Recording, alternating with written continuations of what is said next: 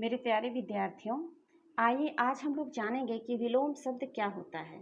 सामान्यतः विलोम शब्द के विषय में सबको पता होता है, लेकिन विलोम शब्द को थोड़ा अच्छे तरीके से जान लेना जरूरी है, क्योंकि एग्जाम में कोई भी एग्जाम हो सामान्य हिंदी से संबंधित, उसमें विलोम शब्द पूछता ही पूछता है। तो ऐसी बात नहीं है कि जितना भी विलोम शब्द से क्वेश्चन आए उसको हम लोग सही करके आए। बहुत जगह पर ऐसा होता है कि आता हुआ क्वेश्चन भी छूट जाता है और कहीं कहीं पर हम लोग कंफ्यूज भी हो जाते हैं। अतः कंफ्यूजन को दूर करने के लिए इस वीडियो को पूरा अंत तक अवश्य देखिए सबसे पहले विलोम शब्द को जानने से पहले विलोम शब्द का अर्थ क्या होता है इसको जान लेना जरूरी है। तो देखिए विलोम शब्द के और भी नाम है: विपरीतार्थक, विपर्यायवाची, प्रतिलोमार्थक और विलोमार्थक। विपरीतार्थक बोले तो विपरीत प्लस अर्थक, अर्थात विपरीत अर्थ देने वाला। विपर्यायवाची अर्थात पर्यायवाची का उल्टा। पर्यायवाची का अर्थ होता है समान अर्थ बताने वाले शब्द, और विपर्यायवाची शब्द का अर्थ हुआ कि उल्टा अर्थ बताने वाले शब्द। प्रतिलोमार्थक अर्थात प्रतिलोम अर्थात विपरीत अर्थ बताने वाले शब्द विलोम शब्द कहलाएंगे।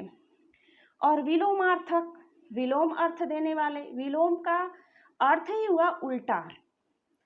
तो इस प्रकार ये विलोम शब्द के अन्य नाम थे। आगे आइए देख लेते हैं थोड़ा सा विलोम शब्द का महत्व।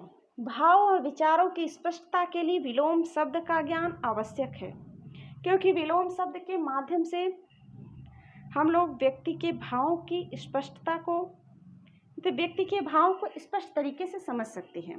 यदि किसी को हमें अर्थ बताना पड़े और शाब्दिक अर्थ उसको नहीं पता है तो उसका विलोम शब्द बताकर हम उसका अर्थ उसको बता सकते हैं। जैसे यदि सामने का व्यक्ति पूछ रहा है अक्षत माने क्या होता है, अक्षत किसे कहते हैं, तो पहले उसको हम लोग छत का अर्थ बताएं। छत जिसके माने होता है टूटा हुआ, खंडित, बिखरा।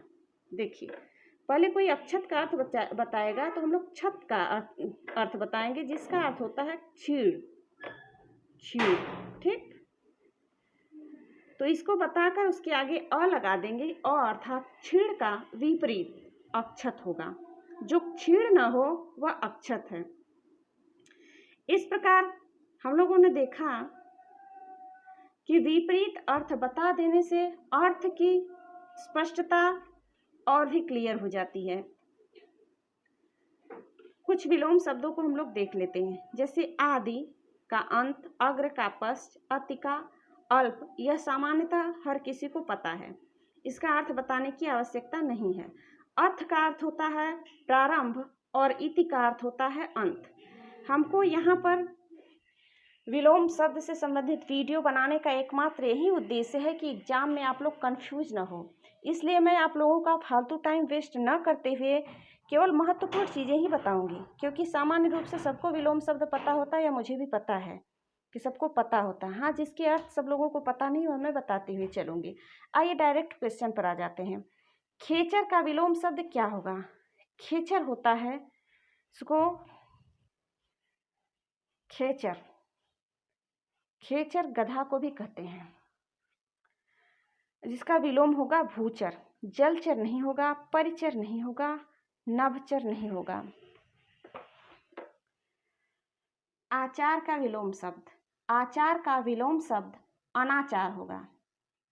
दूसरा, आचार जिसको कि अच्छे गुणों का प्रतीक कहा गया, आचार अर्थात सभ्यता संस्कृति वाला, और अनाचार इसका ठीक उल्टा हो जाएगा। और तीसरा क्वेश्चन देखें तो अनुरक्ति, जिसका अर्थ होता है कि अनुराग में लीन, और विरक्ति अर्थात वैराग्य। नीचे देखिए स्वप्न का विलोम शब्द तो जागरण होगा। स्वप्न का विलोम शब्द जागरण होगा। आगे ये देखते हैं क्वेश्चन को। यौवन जिसका कि युवावस्था होता है, इसका विलोम शब्द होगा जरा, अर्थात वृद्धावस्था का जो लास्ट एज चलता है उसको जरा अवस्था भी कहते हैं। आगे ये देखते हैं यथार्थ अर्थात वास्तविक, इसका विपरीत अर्थ होगा कल्पना। प्रतिवादी का विपरीत अर्थ होगा वादी। ठीक, आगे ये देखते हैं कुछ और क्वेश्चन को। देखिए शब्द और विलोम की दृष्टि से निम्नलिखित में से कौन सा विकल्प सही नहीं है? नहीं है पर ध्यान देना बहुत ज़्यादा जरूरी हो गया है भाई, क्योंकि नहीं है हम लोग जब नहीं पढ़ के आते हैं और हैं पढ़ लेते हैं तो गलत हो जाता है क्वेश्चन आंसर। देखिए लोलुप, लोलुप का संतुष्ट, क्या पूछ रहा है? विलोम शब्द की दृष्टि से कौन सा विकल्प सही नहीं है? तो लोलुप अर्थात लालची, संतुष्ट सही, यह यानी कि लोलुप का विलोम शब्द संतुष्ट है, यह सही है। यहाँ पर पूछ रहा है क्वेश्चन में कि कौन सा सही नहीं है, जो नहीं है उसको हमें देना है। देखिए विश्लेषण का बता रहे हैं, विश्लेषण का विवेचन अर्थ ही होता है, अर्थात यह विलोम नहीं है, बाकी सब विलोम हैं। कौन सा क्वेश्चन है? 8वां क्वेश्चन। विवेचन, हाँ, यौवन का वार्धक्य यह विलोम है, एकांकी का सर्वांगीण यह विलोम है, और विवेचन का विश्लेषण यह विलोम न होकर पर्यायवाची है। आगे ये देखते हैं, सुस्ती का विलोम होगा चुस्ती, सुस्त अर्थात इनएक्टिव, और चुस्त का मतलब एक्टिव, ठीक, तो ये होगा अर्थात उद्दंड उग्र, तो इसका होगा विनीत।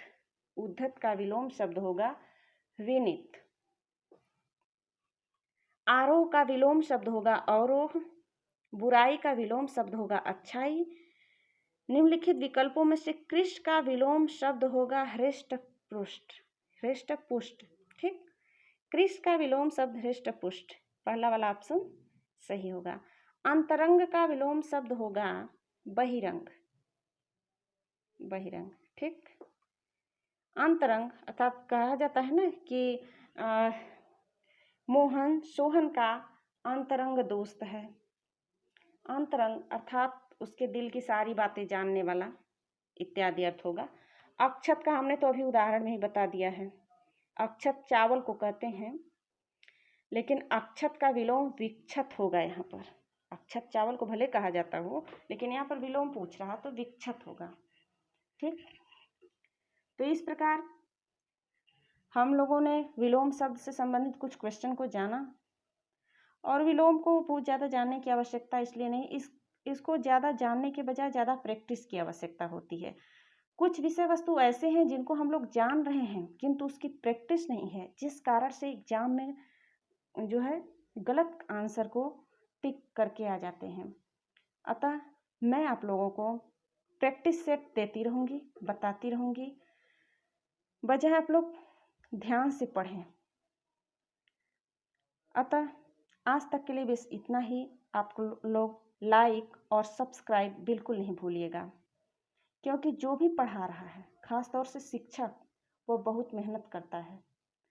ये नहीं कि गूगल से सर्च करके बता दिया या बुक से सर्च करके बता दिया, नहीं, उसको प्रत्येक शब्द के अर्थ जानने जरूरी होते हैं।